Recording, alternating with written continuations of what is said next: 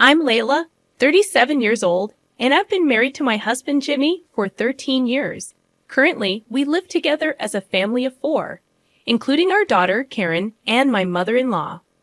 A few years ago, after my father-in-law passed away, we began living with my mother-in-law in her home. Unfortunately, this arrangement was far from peaceful. Shortly after we moved in, she started to pester me about dinner. Is dinner ready? How long are you planning to make everyone wait?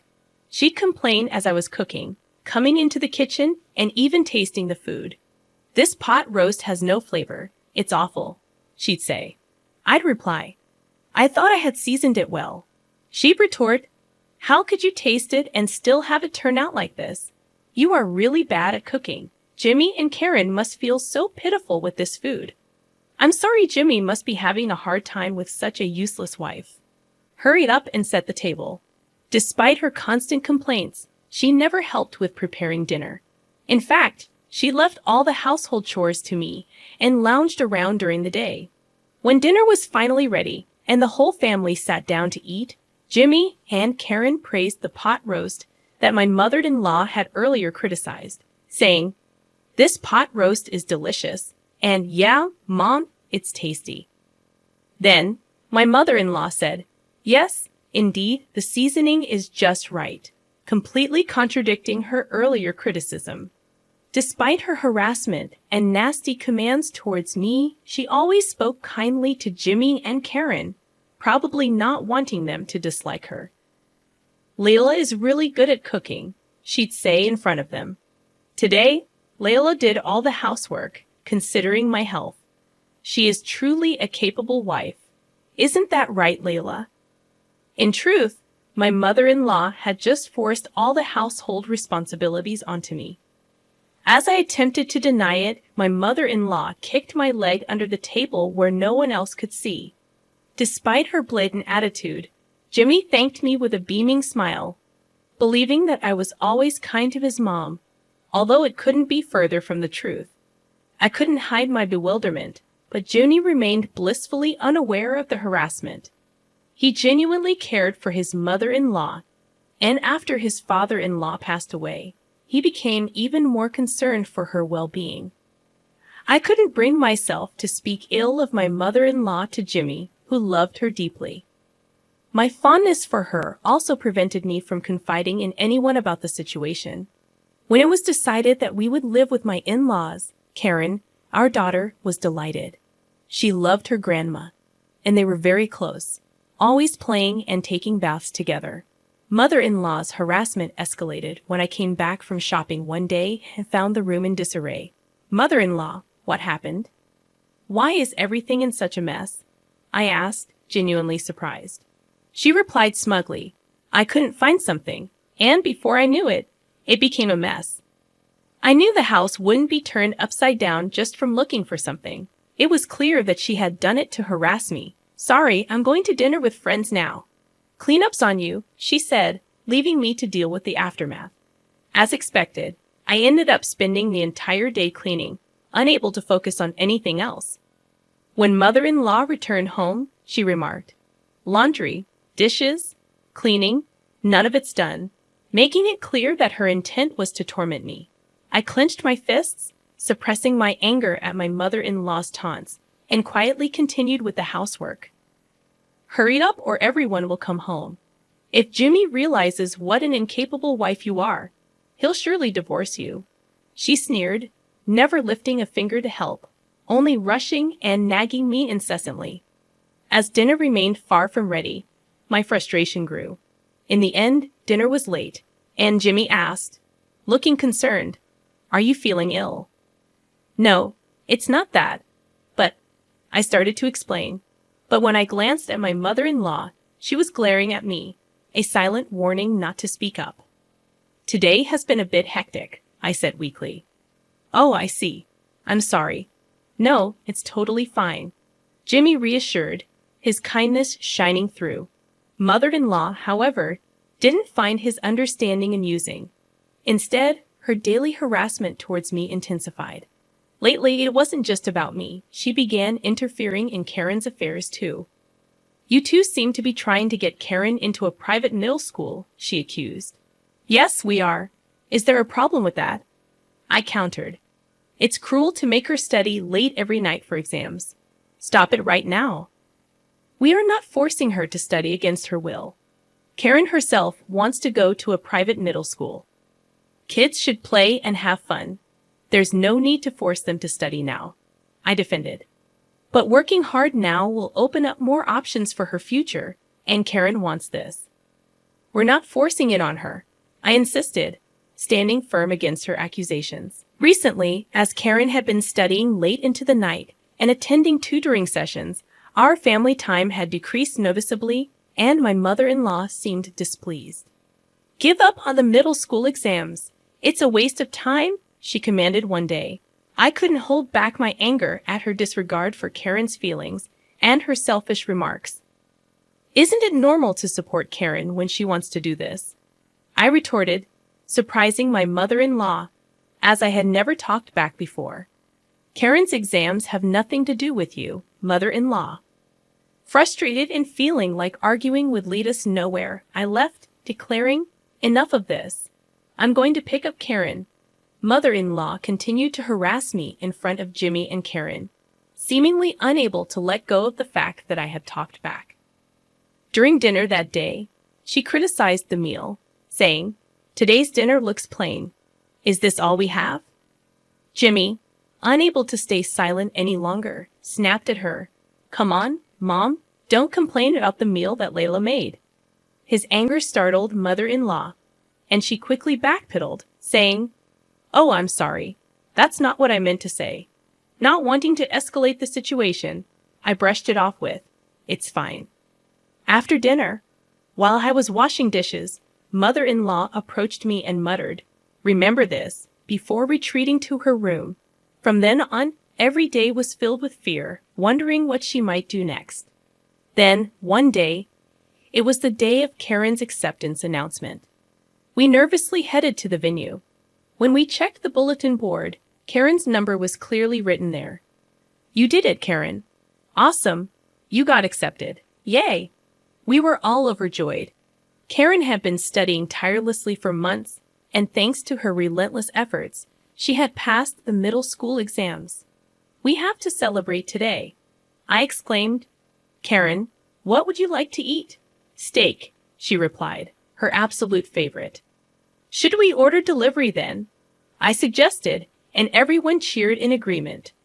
On my way home, I called the steakhouse and ordered a luxurious steak for delivery.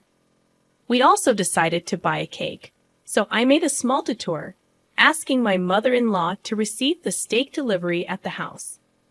When I called her, she said, "Understood, I'll take care of it." Due to various detours, we were completely past lunchtime by the time we got home. We were all hungry and eagerly anticipating the steak. "I'm starving. I want to eat the steak now," Karen exclaimed. "You're right. We're late. The steak should be here. Let's eat plenty, okay," I reassured her. Upon our arrival home, we bumped into mother-in-law's friends as they were leaving. They all said in unison, "Thanks for the feast," and left, leaving me puzzled. I had a bad feeling and rushed inside the house. The dining table, where the steak was supposed to be, was in disarray. I asked mother-in-law, "Did you eat the steak?" "Ah, if it's a delivery steak, I enjoyed it with my friends at a luncheon." "You'll pay for it later," she replied defiantly. "What are you doing?" I yelled, utterly shocked by her audacity. "You're probably planning to order delivery and slack off from housework. I won't allow that," she retorted, completely unapologetic. This was supposed to be a celebration for Karen's success, and I had informed mother-in-law in advance that today was Karen's exam acceptance announcement. It seemed she had forgotten, which explained her thoughtless actions. When Karen and Jimmy arrived late, Karen, having overheard our conversation in the corridor, was in tears. "Grandma saw me," she said, her voice choked with disappointment. Karen had been excited to share the news with her grandmother quickly, but it seemed inconceivable to her that her own grandmother had forgotten such an important day. "Mother-in-law, Today was Karen's middle school acceptance announcement. How could you forget such an important day? That's awful, I exclaimed, feeling a mix of anger and disbelief at her callousness. Mother-in-law seemed unable to hide her agitation, her lack of remorse only deepening our disappointment in her. Why today, Layla? Why didn't you tell me earlier? Mother-in-law's voice trembled with a mix of surprise and guilt. I did tell you, I replied, my anger overshadowed by disappointment. I felt a strange certainty that left me too numb to be furious. Karen had worked hard and earned her acceptance. We had planned to celebrate by indulging in her favorite steak, but mother-in-law had eaten it with her friends, oblivious to the significance of the day. I called you about the delivery, didn't I? I challenged, hoping for some explanation. Mom, did you do it on purpose? Jimmy's voice carried a mix of hurt and confusion. Mother-in-law's face grew paler, her attempt to find an excuse faltering. I had suspected her harassment for a while, but now it seemed Jimmy was starting to understand too. Without a word, she approached Karen, offering a weak apology and suggesting we all go to the steakhouse, insisting she would pay. Karen's response was sharp and unforgiving. I hate Grandma, she declared, pushing mother-in-law away and fleeing to her room. Witnessing her granddaughter's rejection seemed to stun mother-in-law. She stumbled, falling to the ground, unable to comprehend the magnitude of being despised by someone she loved so dearly. After that, I confided in Jimmy about the ongoing harassment, my heart heavy with the burden of secrecy. Why didn't you tell me sooner? He asked, a mix of guilt and concern in his eyes. I couldn't say anything when I thought about you and Karen, I confessed, regret coloring my words. I'm sorry for forcing you all this time, he said, his voice heavy with remorse. You don't have to endure this anymore. Jimmy suggested we move to escape the constant torment. Karen also expressed her desire to live away from mother-in-law, providing us with a reason to leave without hesitation. On the day we moved, while I was packing, mother-in-law entered the room, her eyes reflecting sorrow and desperation. Are you really leaving the house? She asked, her voice breaking. Yes, you must be glad to be away from me, she continued, her words heavy with self-pity. I don't exactly hate you, I replied, my voice tinged with exhaustion. Can you please leave? You're in the way of my packing. But instead of leaving, mother-in-law began to plead desperately. Please don't leave. I'll apologize for everything. Please, I can't bear to be apart from Carrie. No matter how much I explained, she wouldn't let go, clinging to me and crying, her desperation hanging heavy in the air. So, I made a proposal. Actually, we are moving to my parents' house. If you really can't bear to be apart from Carrie, will you come with us? My father, usually stern with a scary face, knew that mother-in-law was aware of this. I said it somewhat maliciously, thinking she would never agree. Surprisingly, she did. I understand. That's fine with me, she said, leaving me stunned. It seemed she wanted to be with Carrie that badly. I agreed to live together since she wouldn't harass me in front of my parents, and if she did, I could report it to my father. Jimmy added, sorry, if something happens with my mom coming along, feel free to kick her out. So we all moved to my parents' house, and the cohabitation began. My father seemed dissatisfied, then mother-in-law came with us. Of course, he knew how she had harassed me and ruined Carrie's celebration. He didn't blame her directly, but his silent pressure kept mother-in-law shrinking. She spoke less and seemed downcast. When my mother and I asked for help with housework, she readily complied and worked hard. I couldn't help but laugh at her changed appearance. Life went on without any incidents for a while. But finally, mother-in-law reached her limit and yelled, I'm sick of this house. Your father is intimidating, and Carrie can't get through to him. I think Jimmy's attitude towards mother-in-law had become colder because he couldn't endure various things anymore. Karen, let's go home together, mother-in-law said, trying to forcibly pull Carrie and leave the house. Mother-in-law, stop it. Can't you see Carrie doesn't want to go? It's better to be with me than in this house, I intervened. Just then, my father arrived. What are you doing? Knock it off, he thundered. Frightened by my father's forcefulness, Mother-in-law froze in fear. I allowed you to live with us because you said you didn't want to be apart from your granddaughter. But if you try to take Carrion against her will, I'll call the police for kidnapping. I didn't mean it that way, my father warned her sternly. Hearing my father's shout, Jimmy also rushed over. Mom, what are you doing? Just leave us. We can't be bothered by you anymore. I'm cutting ties completely. No, no way. Mother-in-law protested. But Carrion shook off her hand and screamed, Get out. Even mother-in-law seemed shocked by this, dropping her shoulders and leaving the house in tears. Now she's back at her house, living a lonely life.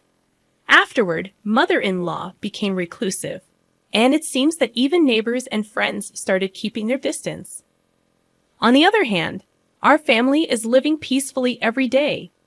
Carrion is studying hard at a private school, and Jimmy has become very friendly with my parents, especially my father, with whom he drinks every day.